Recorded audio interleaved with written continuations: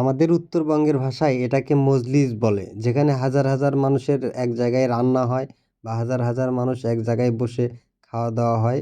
তো আমাদের এলাকায় এইটা হয় হলো গিয়ে মানুষ মারা গেলে ৭ দিন পর বা ৪০ দিন পর সেই মৃত ব্যক্তির জন্য মিলাতের একটা আয়োজন করা হয়। সেই উদ্দেশ্যে মানুষকে খাবার খাওয়ানো হয়।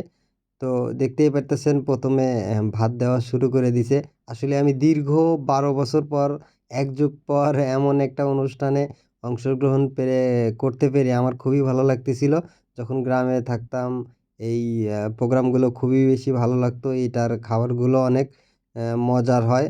তো দেখতেই পারতেছেন ১ম এ ভাত দেওয়া শুরু করে দিছে। আর এমন একটা জায়গায় আয়োজন করছে সেইটা হলো ধান কাটা শেষ হইছে আর সেই ধান কাটা ক্ষেতের ভিতরেই খাইতে দিছে। তো বুঝতেই পারতেছেন আগে ছিল আ কলা পাতার যুগ। তো কলা পাতার যুগ আর নাই। এখন ওয়ান টাইম প্লেটের মাধ্যমে। তো এই অনুষ্ঠানটা মানুষ দেখা যায় যে মারা যাওয়ার পরে করে। আবার অনেকে দেখা যায় যে বেঁচে থাকতেই তাদের এই অনুষ্ঠানটা করে যায়। তো যে উদ্দেশ্য দ্বারা যাদের আয়োজন করা হয়েছে, উদ্দেশ্য যেখানে করে যেখানে আয়োজন আসলে করা হয়েছে মাবুদ রব্বুল মানুষ আলামিন মারা যায় প্রত্যেককে নাই জানাকে কিন্তু তুমি কবুল যাদের করে নাও। উদ্দেশ্য করে ইয়া আসলে আল্লাহ আয়োজন রব্বুল করা আলামিন হয়েছে এর যা তাদের হাদিয়া সওয়াব হয় উদ্দেশ্য রব্বুল আলামিন তুমি দোয়া তোমার করা এই হইতেছে বান্দি আরকি। এবং বান্দার আমলনামায় দিয়ে দাও রব্বুল আলামিন, তাদের জিন্দেগীর গুনাহ খাতা তুমি মাফ করিয়া দাও। ইয়া আল্লাহ তাদেরকে জান্নাতি হিসেবে কবুল করে নাও। রব্বানা তাকাব্বাল মিন্না ইন্নাকা আনতাস সামিউল আলিম ওয়া তুব আলাইনা ইন্নাকা আনতাত তাওয়াবুর রহিম। রব্বুল আলামিন এই দোয়ার আয়োজন করেছো, যা কিছু আয়োজন করেছো মাবুদ রব্বুল আলামিন, এত তুমি বরকত দান করে দাও। রব্বুল আলামিন সবাইকে সুন্দর মতো বন্টন করার মতন তৌফিক দিয়ে দাও। রব্বানা আফরিগ আলাইনা সাবরান ওয়া সাব্বিত আকদামানা ওয়ানসুরনা আলাল কওমিল কাফিরিন।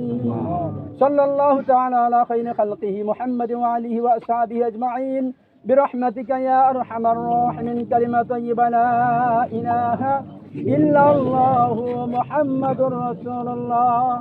আসলে যাদের উদ্দেশ্য করে আজকের এই আয়োজনটা ছিল তাদের জন্য হুজুরের মাধ্যমে আসলে আমরা সবাই মিলে দোয়া করলাম।